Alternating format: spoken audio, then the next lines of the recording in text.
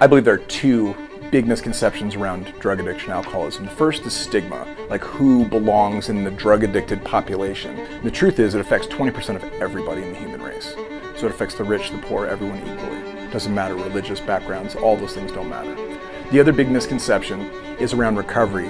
In truth, when people find long-term durable recovery, their lives become miraculously better than they could possibly have imagined. The stories, if you follow, when people find permanent recovery, they're modern day fucking miracles. And that's what the Nameless Recovery Show is about, normalizing recovery. Okay.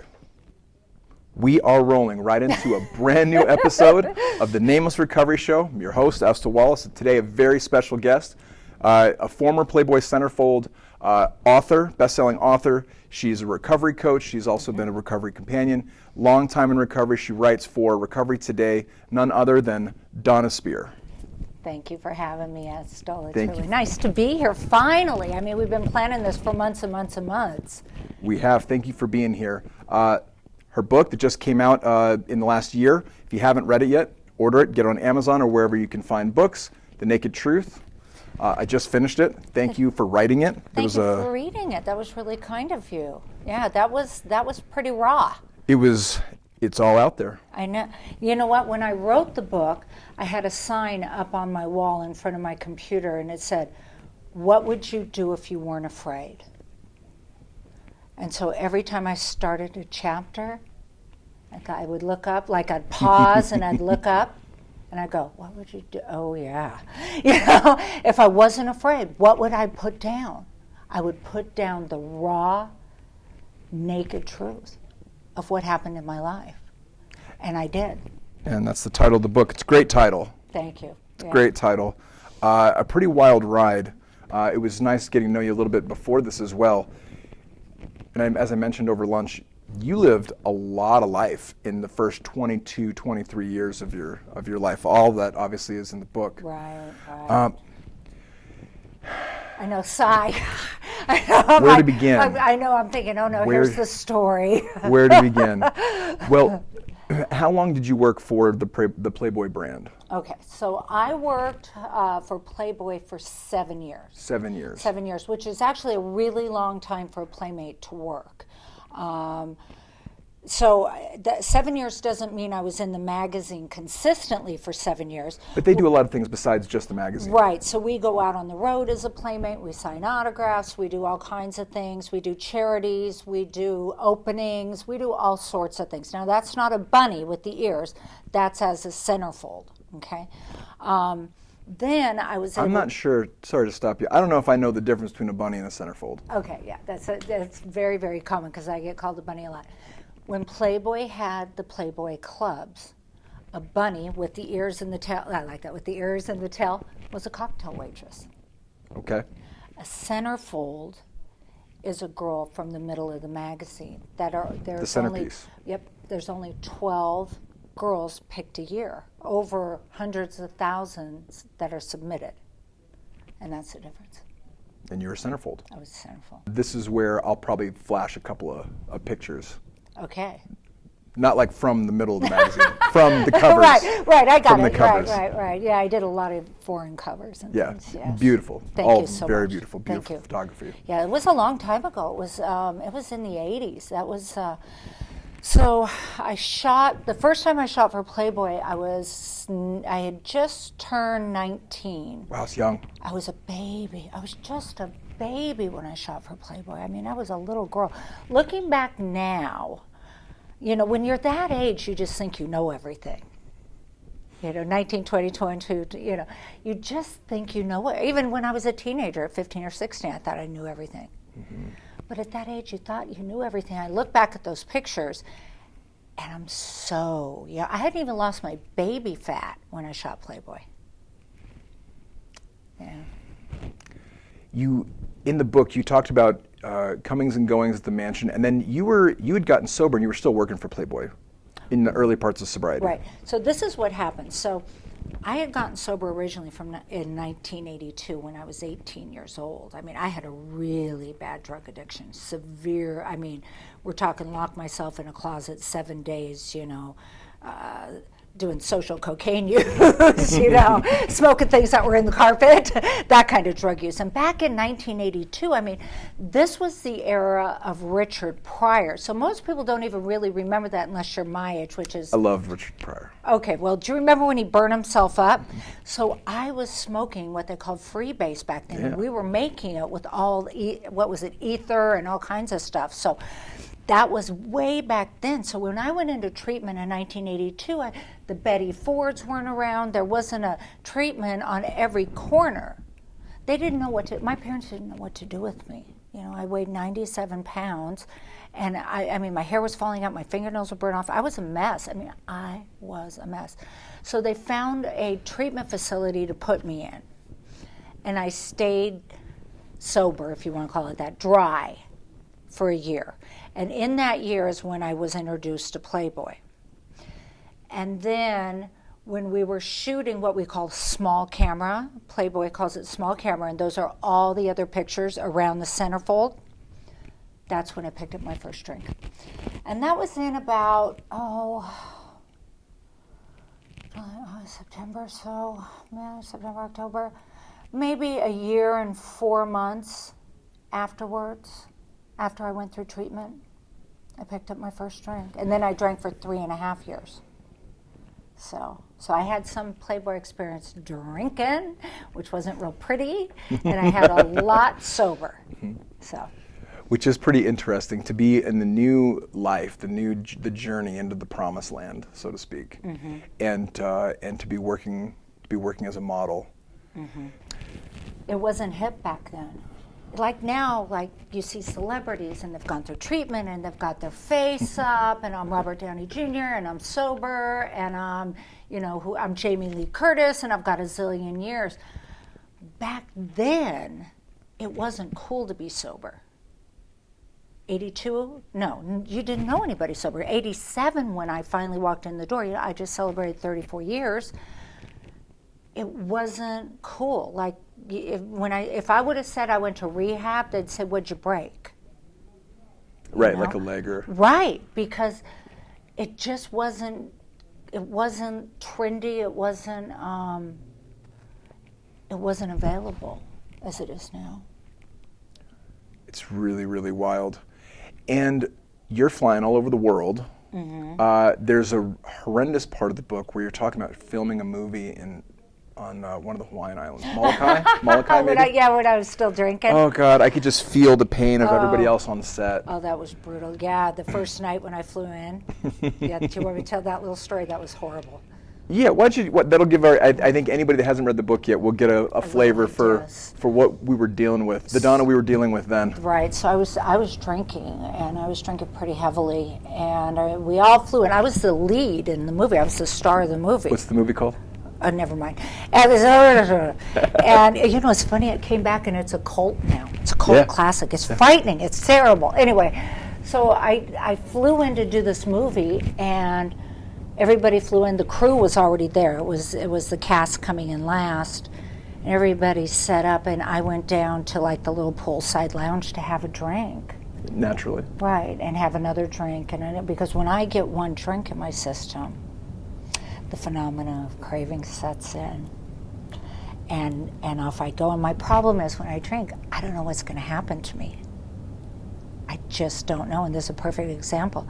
So I started drinking, and then one of the girls came, and I bought her a drink, and I bought them a drink, and next thing you know, I'd come to in the morning, and I remember it was like really early for makeup. I don't know what time. I remember looking out, I had the worst hangover in the world. I went and I jumped in the ocean. Then I came and showered and went through makeup and everything on set. And the director was introducing me to everybody. And for an actress or a model, you always want to be good with the photographer or director of photography. Always. The DP is going to make or break you in a film. He's either going to shoot you like this or he's going to shoot you like this, right?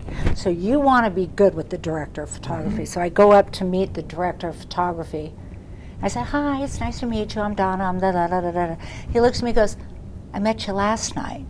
You bought me a bunch of drinks. And it was like, shh. And I had no recollection of anything. And that was before we'd even shot one frame of film. One frame. It tanked from there. It just went downhill. And you lay it out very well in the book.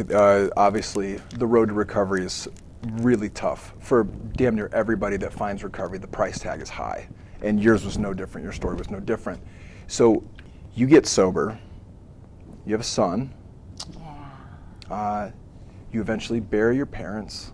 Tell me how did you get into the recovery home? There was a recovery home you sat on the board of for the first year. You helped create this place, or you were the driving force behind it. Right. What's the name of it? The Lynn House. The Lynn House. So tell me about the Lynn House. I was in Newport Beach, living in Newport. I was a single mom. And my sponsor, I was going through just a horrendous divorce, just horrible divorce. And my sponsor has got me doing this. She's got me doing that. I mean, just service. And how old's your son at that time? Maybe 7. Yeah. Yeah. She's just got me, doing all kinds of stuff. And to get grateful. You better find some gratitude. I always had tough sponsors. Man, they were mean. All my sponsors were mean. Anyway, so as I'm doing this, I'm around a lot of the recovery homes. I'm around a lot of the all the clinics and things that are going on there, all the hospitals that are going on. And in Newport Beach, I'm noticing there isn't a place for women who don't have insurance or money.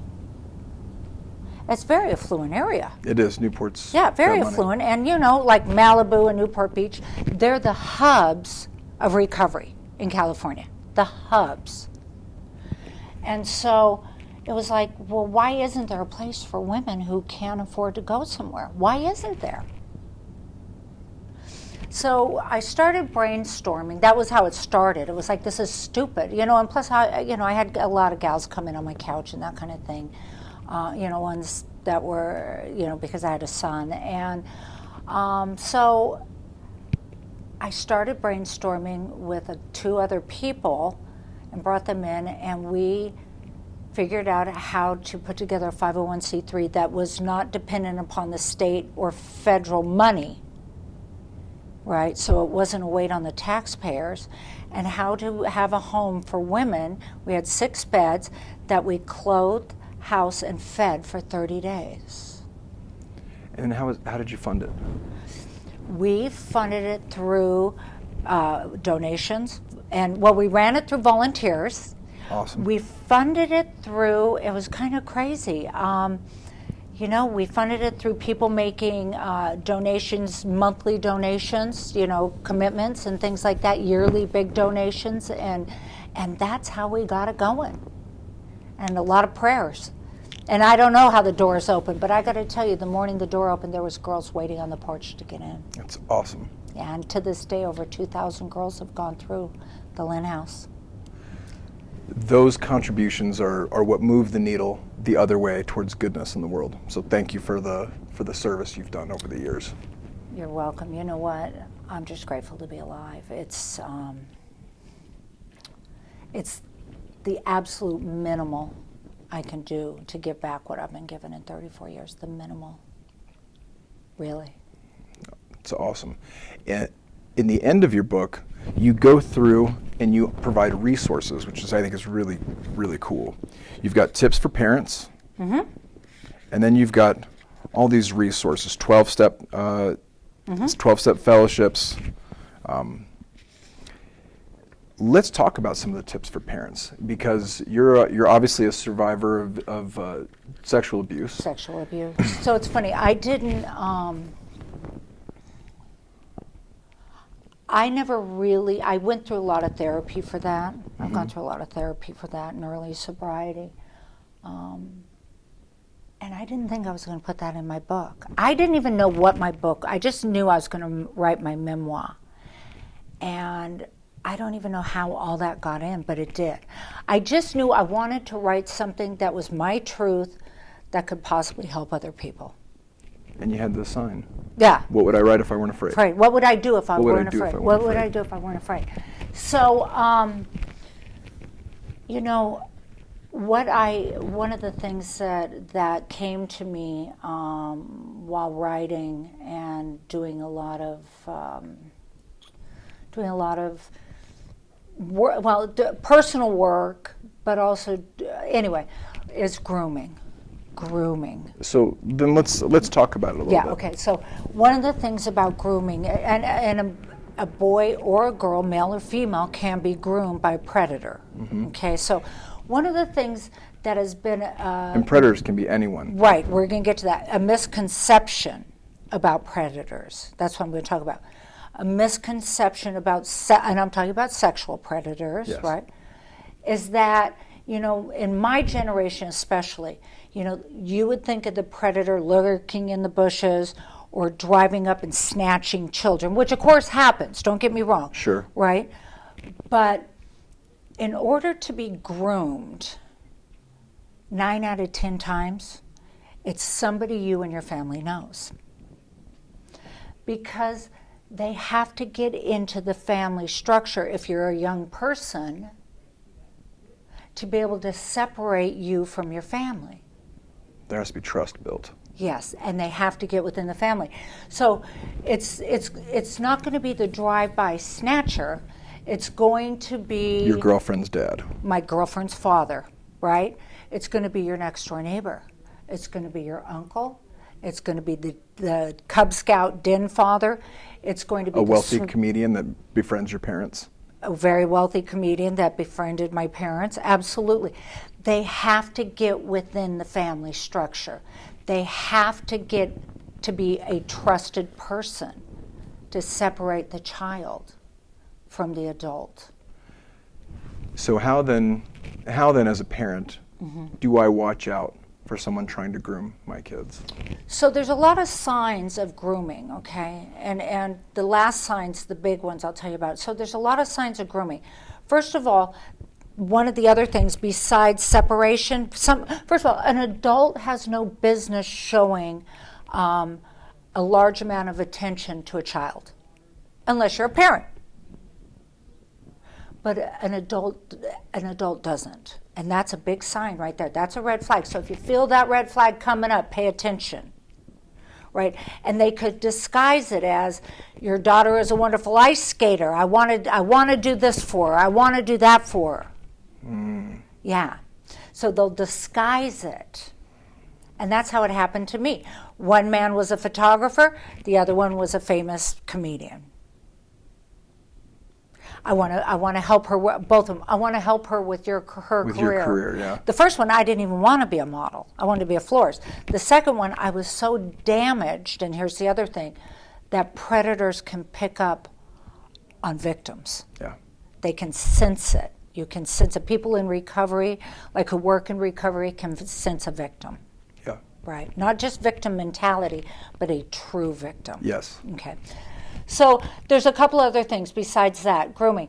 An adult will start slowly touching, because what happens is they've got to make the child's body their body, no longer the child's body. So when I was working with the photographer as a model, let's move your arm here, let's move your arm there, do this, do this, do this, do this, do this, oh, put this clothes on, put these clothes on.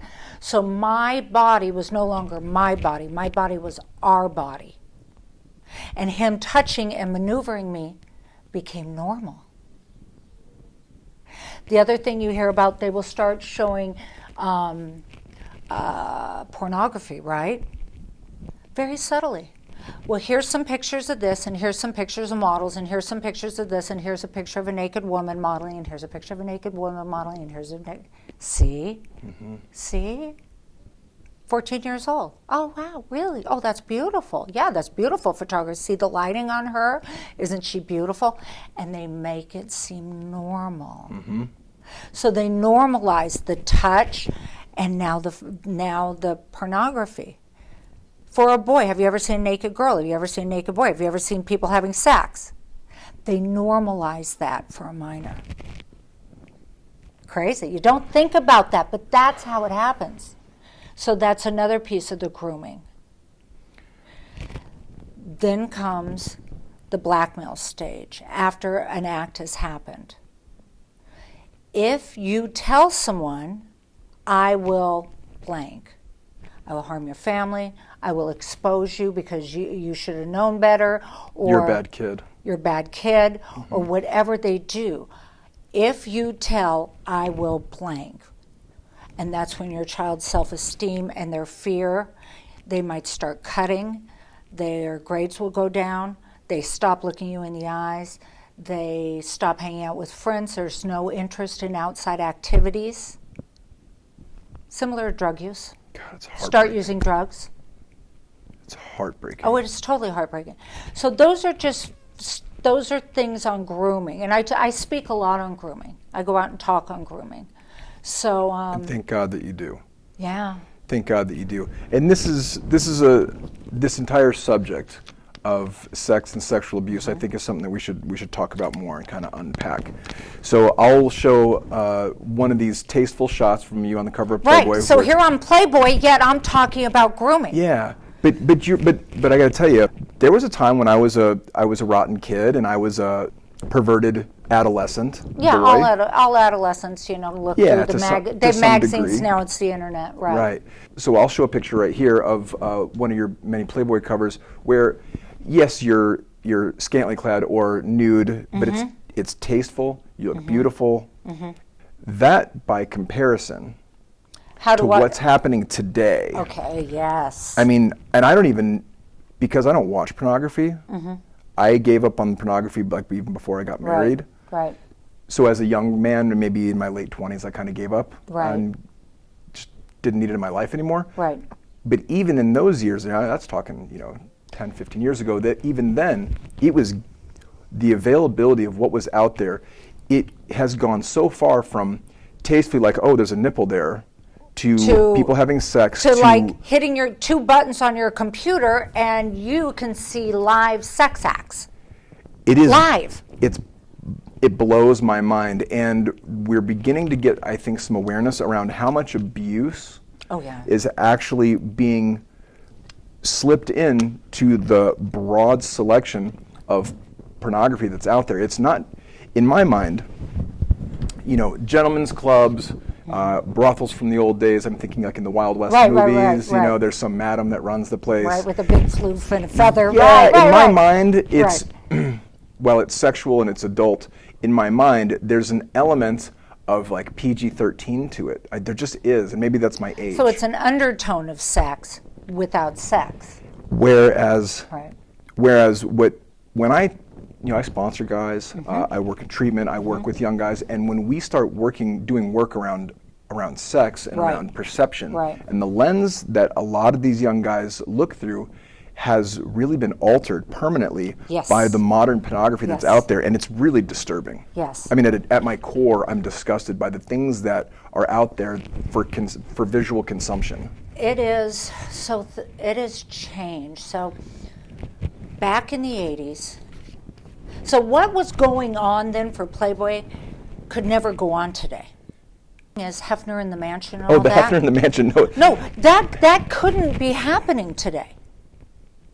That could not be. I don't think that could be going on today. Not post Me Too and cancel culture. And that couldn't. There's just I don't no way. think that could be going on today. There's no way. There's no way. He would be called out. How long has he been dead? I don't know. I have no affiliation with him. Yeah. I haven't for years. But there was no way that he would have been called out with the Weinsteins and all of them. He would have been called out. Yeah. Have a here, you can be in a magazine, and then go up to the mansion where only my friends are. What's wrong with this picture? Does Playboy even exist? I don't know. Is it still a thing? I don't know. I think in Europe it is. I don't know. So when I did Playboy, here's the deal. When I did Playboy in the 80s, okay, it was still a little risque, but it was more of the girl next door. Right? And that was the image. You can remember, we had come off the 70s from the end of the Vietnam War, where the Playmates were going over to say hi to the troops, and the troops had the pinups in their locker. Right. We were, Centerfolds, Playboy Centerfolds were were different. We were very chosen. We were the girl next door. We were treated very differently. And then, I mean, if you were a stripper, a dancer, anything like that, back then, you couldn't be accepted in a Playboy. There was none of that going on. And then as the internet came in the 90s, 1994, the culture started to change. And one thing about Playboy is you got to remember, he's a First Amendment advocate, right? And he has always changed with the times. He had his Playboy, after dark on TV, smoking his pipe in his robe. And then, the 70s were wild, and the 80s, and then the 90s, things went digital. He started going, in the 80s, he went to video. Right, he started selling videotapes. He went to cable television. In the 90s, there was a Playboy channel. Yeah, you're right. Yeah, see, they have always gone with the times. But once they stepped over the internet, everything was on the internet, and it destroyed the magazine. There was no going back. I mean, there's true Playboy fans, but it destroyed it. Yeah. And also, I think today, with any addiction. I know pornography is a huge addiction. It desensitizes young people, and it skews their view of what a healthy relationship looks like. Right. And for girls, too, because they believe they're supposed to look like that. And act that way and sound that way. Right, and be beautiful and be perfect and all this. I work with a lot of women, and I'm like, one of the things I tell my women right away when I start sponsoring them, I said, if you have Vogue or People or any of the magazines that say, look at this, this is how you should look, I said, get them out of your house. Get them out of your house, because all you do is go, I'm less than, I'm worthless. Oh, I need this to be good. I need this to be lovable and worthy and wanted. That's all that is. That's all that is. I said, you've got to get rid of that for now, and let's, I heard, and I don't have all the facts around this, but I heard maybe a month or two ago, that Pornhub, which is a massive... Yeah, they pulled MasterCard. MasterCard pulled their ability to process credit cards until they would remove a large cross-section of what had been identified as abuse victims from their site. I don't know how that's played out. I think it was abuse victims, and I don't know how it played out either, but I think it hurt them, I assume. I thought other people took the trend too. I don't know. I'm not as expert in pornography. I mean, I can tell you about grooming and things like that. I'm not either. I heard that, and it really struck home how incredibly close to this world of sexual abuse all of us are, and we don't see it. Look, no person that I know of talks about pedophilia from a podium or a stage with any type of confidence. 99% of anyone I've ever met, talked to, read information from will downplay and say this is not something we condone. People in prison will beat people up, smash people. Right. But yet 1 in 4 women, 1 in 5 men has been abused. Here's one of the things that you have to remember with victims of sexual abuse. Obviously, it's shame, right? And shame is there's something wrong with me, right? And the biggest thing that they own, or I own, shame, is when you are sexually abused, your head says it's wrong, but your body responds that it feels good. So with those two factors going on, it is a mind twist. So you can't help your body from reacting. And now there's self-hate being introduced, remorse, self-loathing. So it's like you can't help if it feels good, but your head says that everything's wrong about this. And that's when you've probably heard people tune out, leave their body, and all those experiences, I'm sure being in treatment, you know about. And that's how that happens. They tune out of their head. So you understand that a little better? Yeah. You can't stop the physiological response of your body. It's like if I pinched you right now, you cannot not make that not hurt. Right. It's just going to happen. Right. So it's really hard for younger men, for all men and women who have, have gone that. And I speak about that. I try to share that, Now that everybody's uncomfortable. I think it's important that we talk about these things. If you could talk to, I imagine there'll be some young people that watch this. What advice would you give? Young people, I love that. I'm an old young people because I got sober at 23. But go ahead.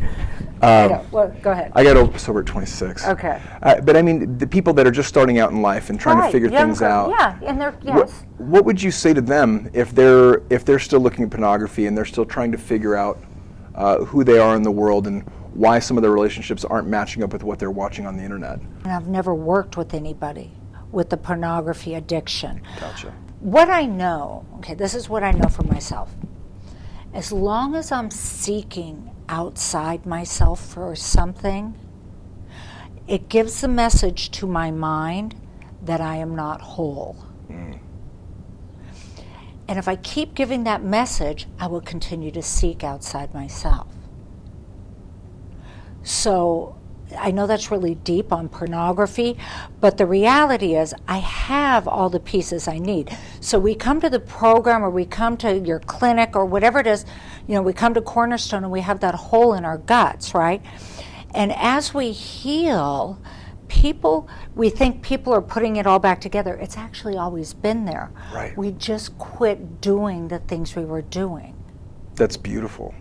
It's about remembering, not discovery. Right, so we stop seeking outside of ourselves.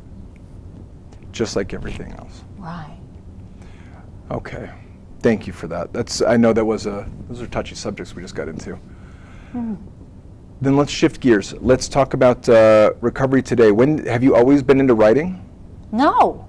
When did you? Well, I've always journaled. That's not true. I've always written. You've always been a journaler. Yeah, but I've never wanted to be a writer. Well, so then how did you fall into Recovery Today and start writing for them? Recovery Today found me. They wanted me to do their cover. Okay. And I did their cover right about the time, right after my book came out. I think I did their cover. I did a bunch of things, and I did their cover. And,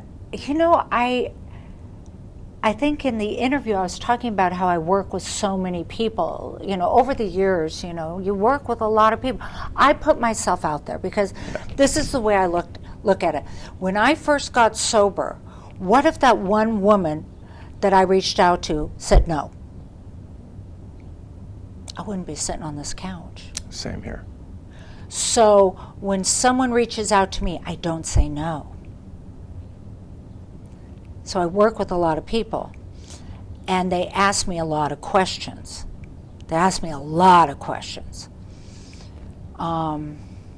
don't always have the answers, but I have experience. And I was explaining that to the editor who was interviewing me. And afterwards we talked, and he said, "Why don't you write a column? Dear Donna, 3 decades of sobriety." So tell me about Dear Donna. Oh my gosh, I get them all. A lot of relationships, a lot of people in 12-step programs, a lot of in other programs. A lot of them, my sponsor says this, but I want to do this. And they write to you, and then you answer publicly in the column. Yeah. How fun. Yeah, it is. And I'll say, quit shopping to hear what you want to hear. So it's called Naked Truth, 3 decades of sobriety. And I'm really I'm just blast because I'm old school. So, yeah. It's awesome. Isn't that fun? And now, I've said we've done that for a year. And now what I'm going to do is I asked him if we could change the format a little bit. And I just kind of had this weird spiritual awakening that the day I went, this is kind of political, but the day I got my second shot, I was in line. And I saw the workers, all the volunteers there running around checking people's stuff. And I was in long line in the car. And then it made me think about early on during the pandemic of coronavirus, of all the workers in the hospitals. I remember seeing the pictures with their masks just dinted into their face, and all the workers, and seeing all the refrigerator trucks outside the hospitals. You know, I kind of got teary-eyed, and then I went, yeah, but what about the other pandemic that's been going on the same amount of time this year? What about that pandemic that no one's talking about yet? What about those people who have been drinking and using for this year alone in their apartment while they're sitting on their computers that have not come out, that has DoorDash delivering alcohol or marijuana delivering or whatever they've got delivered? What about those people who haven't come out yet? That's a pandemic. What about, and I was thinking, you know, or not thinking, I know that every time, what are those checks that come, those $1,400 checks? The stimulus checks, every time a stimulus check comes up, the overdose rate goes up. Every time. You know, every single time. And I'm like, that is the pandemic that no one's talking about. And who is responsible for that? Who is really responsible? And I got a fire. It's like, you know, I don't see our government doing a whole lot. Yeah, they've got this, and they do some vets, and they do that, and it's great and everything. But who is? That's my responsibility. That's our responsibility. That's our responsibility. But I'm speaking for myself. Yeah. That is my responsibility. That is my. And right then I made a commitment for this next year. I'm going to stick my nose out, and I'm going to see what people are doing. I want to know what they're doing. And you're going to be doing that through the magazine. Through the magazine. I want to know what they're doing to make a difference to help people through the drug and alcohol pandemic right now. I want to know what you're doing and how you're doing it. How are you making a difference? That's what I want to know. Well, and I'm going to be following closely because I feel the same way. There's, by turning all of our attention, and we rallied as a nation and as a world, we rallied around the coronavirus like I've never seen in my lifetime. Right. And simultaneously, we turned our attention away from other very serious public health crises. Yes. And in the shitstorm that's unfolding before us, I mean, the numbers are astronomical. Unbelievable. Unbelievable. Suicides up hundreds of percent. Overdoses are up hundreds of percent. Younger, the people who are drinking alcohol, I read that the ages are getting younger and younger. I mean, that are sitting home alone drinking alcohol. Usually when we go into a 12-step meeting, the ones who are sitting alone are like the 40s and 50-year-olds. But now it's the younger ones because they're just sitting there at home working. I have another statistic. It's not pretty. The gal I just interviewed on the episode I just got finished with, her name's Denise Bagley from ASU, Center for Applied Behavioral Health Policy. Fabulous. She's wonderful. What a saint of a human being. Denise said that in 2020, reports of child abuse were reduced by 95%. 95% reduction in child abuse reporting. Schools were closed. Nobody was reporting that these children are being harmed. The abuse went up, but the reports went down. Plummeted. Oh yeah, because the abuse went up. Yes, it's just going on and domestic unreported. abuse, everything, all that's gone on. Yeah, absolutely. It's going unreported. Yeah. Okay. Largely unreported. That just I had. It's terrifying. Yeah. I was talking to Vice Media a while ago, and it was the same thing. They had multiple people talking about addiction, and there was one guy who said, when this is over, we're going to be pulling bodies out of apartment buildings. Yeah. That died alone. Right. Drinking themselves to death. Right. Fentanyl overdoses. Right. So that's why I want to do what I'm doing for the next year. It's going to be boots on the ground. I'm digging. Oh, that's what you're going to call it. Yeah, I'm digging. I am going in and I'm digging, and I want to know if you're doing something. And if you're doing it, I want to know about it. And if you're not, why not? Why not? How come? You're sober, you're clean. Why aren't you helping? Because if we don't, who will? That's right. If we don't, who will? Well, I'd love to be a guinea pig for you. Yep, you bet. Yeah, absolutely, because I know you help a lot of people. We do our part. We try. Yeah. We try. Yeah. Well, and like you, we're mission driven. We're impassioned by this work because we feel the same way you do. My life and the life of everybody in our staff. We've all been through the same life-altering work. You know, we came from nosedive, death spiral, to somehow going on to the promised land. Like, how does that happen? What is the thing that happens to people where we not only get sober and become abstinent, but find a whole new way of living where every day is, for lack of a better term, every day is kind of like Christmas, give or take. Every day becomes this adventure. We call it oranges and orgasms. I've never heard that. Oranges and orgasms. Oranges Who and says that? orgasm. I do. I love it. I'm going to start using it. So there you go, my new book. I told you we're not going to talk about that right now, but you But see, in the new book, we'll have some what fun, I'm saying? That's what I'm some talking nuggets. about. Yeah, There'll that's be what oranges and orgasms oranges in the and new book. orgasms. We'll be watching for the new book for sure. Right. So, Well, I can't thank you enough for taking time to sit, talk with me, obviously, about some interesting and heartbreaking subjects, but the work you do is meaningful. Your contributions to society and to recovery, we can't do without. And from the bottom of my heart, thank you. Oh, thank you, Estil. I appreciate you being here to interview me and you doing what you do as well. Thank you very much for having me. All right, if you haven't got the book, Naked Truth by Dona Speir, check out thedonaspeir.com. She's also available for speaking engagements, recovery coaching, and soon there will be a second book with Oranges and Orgasms in it.